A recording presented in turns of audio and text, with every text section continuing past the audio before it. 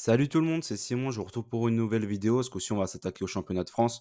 On va aller faire un petit tour du côté de notre Ligue 1, la Farmer League, comme on dit, plus communément dans le jargon. On va faire un petit récap, encore une fois, du week-end passé, avec un petit prono sur tous les matchs de ce week-end. Ce soir, on va attaquer par un Montpellier-Lens, ça fait pas rêver. Mais bon, on va faire en sorte que les pronos passent. J'ai essayé en tout cas. J'ai essayé pas mal de choses. On va voir ça. J'espère que ça sera fructueux ce week-end. On attaque le week-end passé. Le week-end passé en Ligue 1, ça s'est plutôt bien passé. Plutôt bien passé. Reims-Strasbourg, Reims-Nil, il est passé assez facilement. Lens, c'était un peu plus compliqué, mine de rien, contre Lyon. Lyon qui avait fait un bon match. Par contre, là, contre l'OM en milieu de semaine, ils ont été totalement ridicules. Franchement, ils sont vraiment nazes. Nantes contre Nice ensuite. Nice, ils ont pas réussi à prendre leurs petits points du côté de la Beaujoire. Bon, c'est quand même une surprise, mine de rien. Le changement de coach avec Gourvenec a peut-être fait du bien. Après, voilà, le problème avec Nice, c'est que quand tu es incapable de marquer plus d'un but dans un match, si t'es un peu une panne, déjà si t'en prends un, t'es obligé de faire, tu joues maximum le nul, quoi. Donc là, forcément, c'est dramatique, hein, ce qui se passe du côté des Niçois. Et le problème, c'est quand tu joues pas au foot pendant 90 minutes, pendant 13 journées de Ligue 1, quand tu arrives à être mené à un moment donné, bah, tu es incapable de faire le jeu tout simplement parce que depuis le début de la saison, tu ne le fais pas. Donc c'est un peu compliqué. Le Havre-Paris, Paris est passé malgré Donnarumma. Donnarumma qui a encore fait une grosse bourde, hein, comme à l'accoutumée, j'ai envie de dire. Hein. C'est pas la première fois, ça sera pas la dernière, malheureusement, avec lui. Je trouve que c'est un des goals les plus surcotés certainement au niveau européen. Toulouse-Lorient, Toulouse nul est passé. Là, pareil, j'étais parti sur un 1-0. Malheureusement, Lorient, ils ont égalisé à la toute fin de match. Monaco-Montpellier ensuite, j'étais parti sur un over de but. Là, j'ai eu chaud. Parce que Monaco, il marque le deuxième but en toute fin de match aussi. Montpellier, décevant. Très, très décevant, là, dernièrement. Je sais pas trop ce qui se passe là-bas. Depuis un peu l'histoire avec Sako, hein, j'ai presque l'impression que ça a peut-être fait un petit changement dans les têtes montpelliéraines. Brest-Clermont, Brest était passé ultra facilement, 3-0 là contre Clermont. Hier, ils ont fait 1-1 contre Strasbourg du coup. Il n'y a pas grand chose à dire, ils mettent un beau petit but, mine de rien. Après, il y a Dion là, qui avait fait un bon match, une bonne année l'an passé en Ligue 2 du côté d'Annecy, si je dis pas de bêtises, parce qu'il nous avait mis la misère au Vélodrome. Il a qu'à fait un bon petit démordement et qu'il la donne à. Comment ça s'appelle? C'est Méga, je crois, qu'il la met pour le Strasbourgeois en toute fin de match. Et donc voilà. Lille-Metz, le under 3,5, on a eu chaud aussi, parce que Metz, il loupe quand même deux pénaltys, donc on s'en sort pas trop mal. Et Marseille-Rennes, Marseille, franchement, ce match-là, ils ont pas été bons pourtant. Enfin, ils ont pas été bons, ils ont pas eu d'occasion. Ils ont réussi à gagner 2-0 contre Rennes, Rennes qui a été totalement inexistant. Donc voilà. Ça fait deux petites fautes. Nice, ça s'est pas joué à grand chose. Marseille non plus, je trouve. Bon, pas trop de regrets sur cette journée de Ligue 1. C'était pas trop mal. Voilà, du coup, le top 5 des championnats, les 5 grands championnats, 44 bêtes, 10 perdus, c'était très bien, 77% de réussite. Maintenant, on va s'attaquer à ce week-end. Premier match, comme j'ai dit, qui va nous intéresser, c'est Montpellier-Lens. Ensuite, on aura Rennes-Monaco, Paris-Nantes, Nice-Reims et Strasbourg-Le Havre. Bon, il y a Rennes-Monaco peut-être. Rennes-Monaco, pas mal, je pense. Certainement, on va dire. Montpellier-Lens, ça va être le premier là du coup qu'on va voir ensemble. La première chose déjà qu'on pourrait dire, c'est que je pense que Lens, ils ont un gros match contre Séville qui se profile la mardi ou mercredi, je sais plus exactement. Donc à mon avis, ils auront pas la tête à 100% du côté de Montpellier. Montpellier en ce moment, franchement, ils arrivent plus à rien. Ils sont très très très décevants. Quand ils marquent, en général, c'est un penalty de Savanier. Mais dans le jeu, il y a plus grand chose. Malheureusement, en début de saison, on avait vu pas mal de choses, notamment avec Adams et Taremi. Mais là, en ce moment, ça ne va pas du tout. Ça ne va pas du tout. Je sais pas ce qui se passe. Je sais pas si Der Zakarian, il va être sur un siège éjectable. Mais j'ai quand même bien l'impression que l'histoire avec Sako, ça a quand même joué dans les têtes. Donc je ne sais pas trop là ici sur ce match-là. Clairement, moi sur quoi je pars ici, c'est que je joue un match nul entre Montpellier et Lens. Ça ne m'étonnerait qu'il y ait énormément de buts dans ce match-là. J'ai pas voulu prendre le nul ou la double chance dans le résultat, parce que je me dis que je ne sais pas trop si Lens va avoir vraiment la tête à ce match-là. Si Lens a vraiment la tête à ce match-là, je suis pas sûr qu'ils perdent du côté de Montpellier. Je serais plus parti sur un Lens ou nul, mais je suis pas vraiment sûr, donc je serais plus parti sur un Montpellier ou nul ici, au cas où Lens n'est pas la tête à ça. Mais dans tous les cas, j'ai préféré prendre autre chose. Dans tous les cas, je vois pas un 2-2 et je vois un nul. Donc pour moi, ce sera 0-0 ou 1 ici. Et donc du coup, j'ai pris l'under 3,5 buts. Ça couvre quand même pas mal de possibilités. Et je trouve que c'est pas mal à tenter. Rennes-Monaco ensuite. Rennes, c'est une des pires équipes à l'extérieur avec l'OM. Ils sont pas mal. Je crois qu'il y a 3 équipes à 3 points. Il y a Rennes, il y a l'OM. Et la troisième, je ne l'ai plus. Je ne l'ai plus. Mais en tout cas, à domicile, Rennes, ils sont pas mal. Monaco à l'extérieur, ils ont fait que de victoires. C'était à Reims. Reims qui leur avait marché dessus la première mi-temps, mais bien sûr, après, ils se sont découverts. En deuxième, Monaco en a profité. Et ils sont allés gagner aussi à Clermont, et pareil, c'était un gros match, 4-2. Clermont, il y a eu beaucoup d'occasions aussi. Donc là, ici, j'ai hésité avec l'over, mais bon, j'ai préféré prendre Rennes ou nul. J'ai préféré prendre Rennes ou nul, je vois pas Rennes perdre à domicile contre Monaco. Monaco, ils sont pas, franchement, c'est pas une équipe qui me fait rêver là depuis quoi? Depuis un mois, un bon mois. Alors qu'en début de saison, on avait l'impression qu'il se passait quelque chose dans cette équipe-là. Là, ils font plus trop rêver, hein, ça fait pas kiffer. Donc là, je pense que Rennes devrait s'en sortir à minima avec un nul. Sur ce match-là, je suis même parti sur une petite victoire du Stade Rennais de but à 1. Vu le match qu'ils ont fait au Vélodrome, ils ont quand même pas mal de choses à se faire pardonner. Les Rennais, ils ont été nullissimes. Yahoo, là, qui s'est fait expulser. Mais bon, franchement, la défense, de toute façon, rennaise, elle est, peu importe vous mettez qui derrière, de toute façon, ils sont tous nuls. Donc, y a pas, là, c'est interchangeable, quoi. Il n'y en a aucun qui est vraiment un niveau au-dessus de l'autre. C'est pas fameux dans tous les cas. Donc là, contre Monaco, j'imagine qu'ils vont encore se prendre un but. Enfin, pourquoi pas prendre le BTTS, prendre un over, prenez ce que vous voulez. Mais dans tous les cas, j'ai du mal à imaginer le Stade Rennais perdre à domicile contre l'AS Monaco. Ensuite, c'est Paris contre Nantes. Paris contre Nantes. Paris, pareil, gros match qui se profile contre le BVB, contre Dortmund en Ligue des Champions. Nantes, Nantes, changement de coach, Gourvenec, premier match, première victoire contre Nice qui était invaincu jusqu'ici. Donc je suis pas sûr que Nantes prenne une toise du côté de Paris. Je le vois pas comme ça. Je pense que Paris mine de rien, il y a quand même Dembélé qui sera suspendu en Ligue des Champions, donc il va jouer tout le match, j'imagine. T'as Ramos au bout d'un moment il va jouer au foot, hein, j'imagine. Donc je pense qu'il va être titulaire là contre Nantes. Et de l'autre côté, bah, ça sera certainement Mbappé. Puis Mbappé, il aime bien marquer en Ligue 1. Il aime bien. Je pense que là, au parc et tout, il devrait logiquement marquer aussi. Je suis parti sur une victoire de Paris, franchement. Même si c'est l'équipe B, ouais, même l'équipe B, elle est meilleure que Nantes, je pense. Et là, je suis parti sur une petite victoire de but à 0 du PSG. Je suis pas sûr qu'on aura un PSG très fringant, mais je pense qu'ils vont faire le taf à Nantes. Franchement, ils sont pas bons, tout simplement. Ensuite, c'est Nice contre Reims. Le choc des titans entre Nice, la meilleure équipe de Ligue 1, et Reims. Non, je rigole bien évidemment. C'est Nice-Reims. L'année dernière, ça avait donné quoi? 2-0-0. Nice, cette saison, c'est un but maximum par match. Sauf contre Paris qui avait largement ouvert le jeu et surtout on avait un énorme Mofi. Mais que dire sur ce match-là qui se profile? Une nouvelle purge à l'horizon, certainement. J'espère que ça ne sera pas le cas, mais logiquement, ça devrait l'être. Donc là, forcément, l'under est jouable. J'en ai déjà pris un du côté de Montpellier et Lens. Là, j'ai voulu changer. Je suis parti sur Nice ne perd pas. Je suis parti sur une Nice ne perd pas ici et je suis parti sur une victoire de l'OGC Nice, un but à zéro. Pourquoi? Parce que je trouve que Reims a exactement le jeu pour profiter aux Niçois. C'est-à-dire que Reims, ils vont pas jouer la défense, ils vont jouer l'offensive forcément avec Reims. C'est des petits jeunes, ils aiment le foot. Ils jouent au foot, ils jouent l'offensive. Nice, ils aiment bien ce type d'équipe, ils vont se mettre tous derrière, ils vont mettre leur bus habituel et ils vont les prendre en contre-attaque. Clairement, même à domicile, ça ne leur fera pas peur de jouer comme ça. Donc je pense que Nice a les capacités de marquer un but et de garder ce but-là et la cage inviolée tout le match. Je le vois comme ça. Ça devrait faire un 0 ou 0-0. Peut-être même 2-0, pourquoi pas, si on est fou du côté de Nice. Mais en tout cas, je vois vraiment, je pense que Nice va s'imposer contre Reims.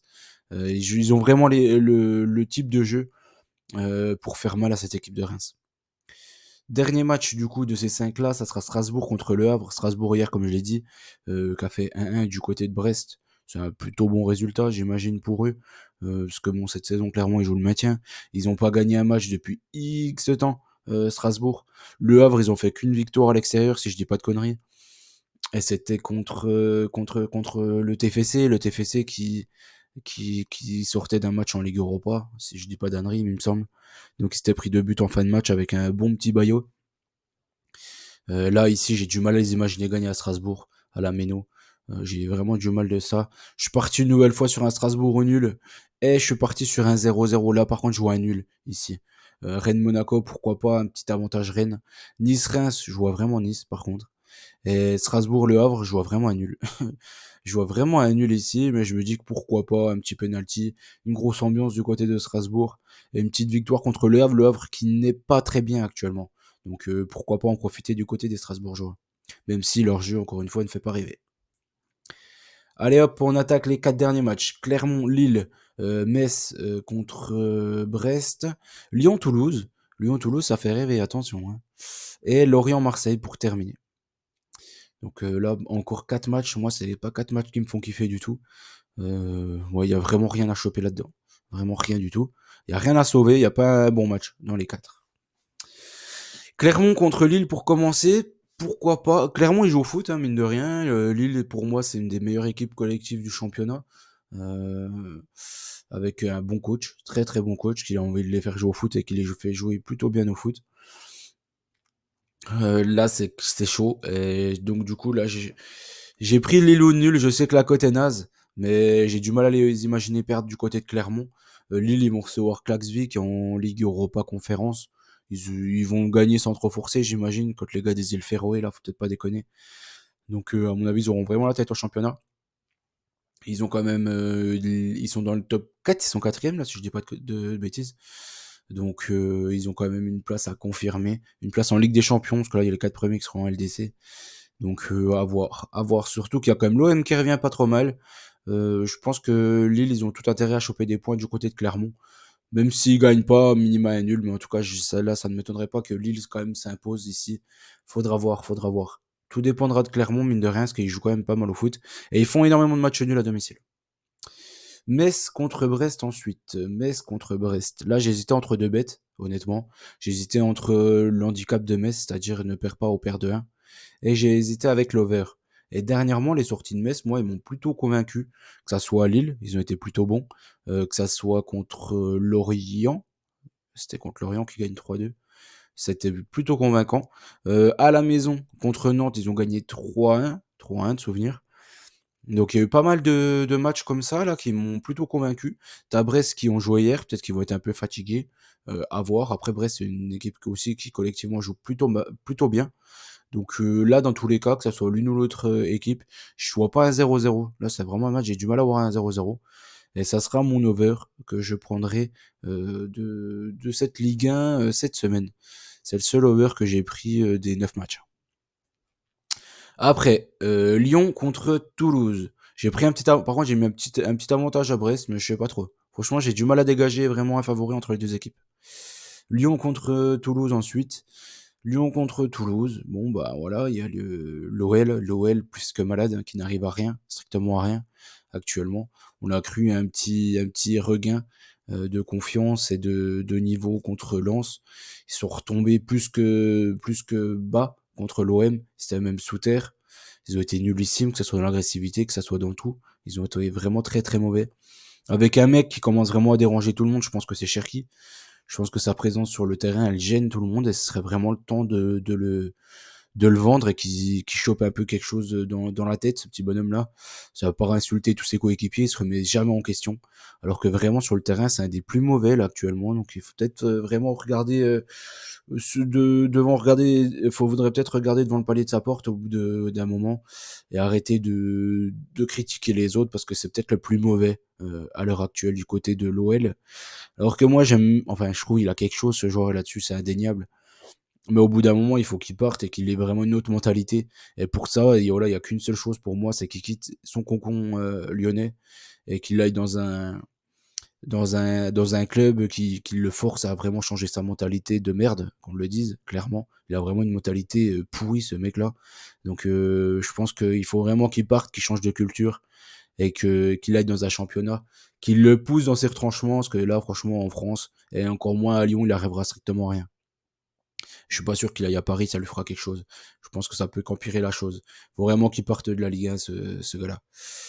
Et contre Toulouse, du coup, contre Toulouse qui a du mal actuellement, vraiment du mal. Je pense que c'est jouer tous les 3 jours avec leur petit effectif, ça ne leur fait pas du bien à ce club-là.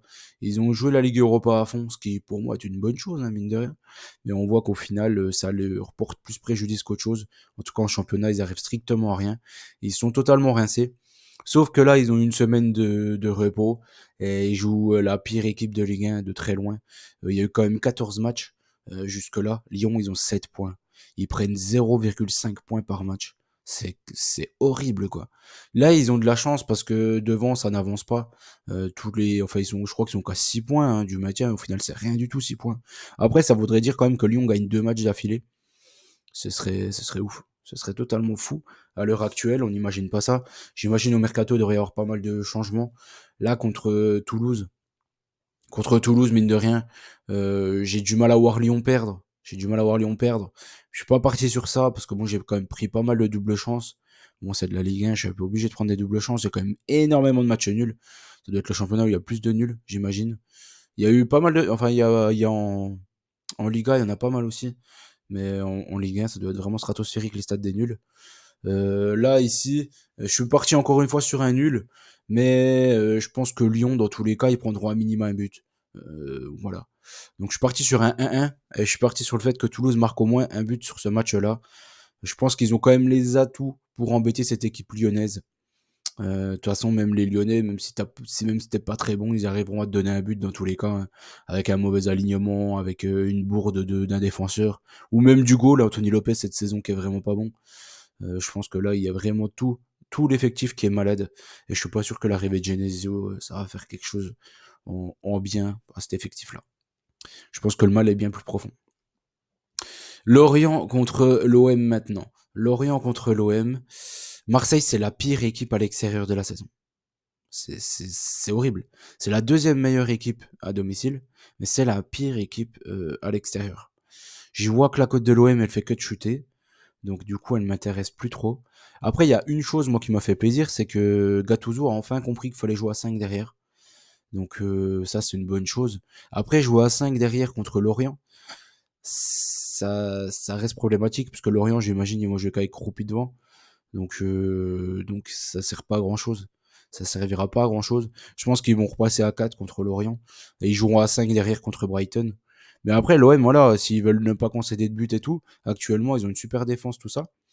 Et jouer à 5 derrière, je trouve que c'est la meilleure chose hein, qui peut arriver à cet effectif-là. Aligner Aubameyang plus Vitinha devant. Je pense que tout le monde avait cette idée-là depuis le début. Je comprends pas pourquoi on ne les a pas vus. Avec Marcelinho Patatino, là, ça risquait pas. Mais là, Gattuso aurait dû le faire depuis un petit moment, quand même, mine de rien. Donc, de jouer à 5 derrière. Hein, parce que Marcelinho avait déjà tenté la doublette Aubameyang Vitinha, mais il jouait à 4 derrière. Donc voilà, c'était trop déséquilibré. Mais bon, ça paraît tellement une évidence, quoi, en fait.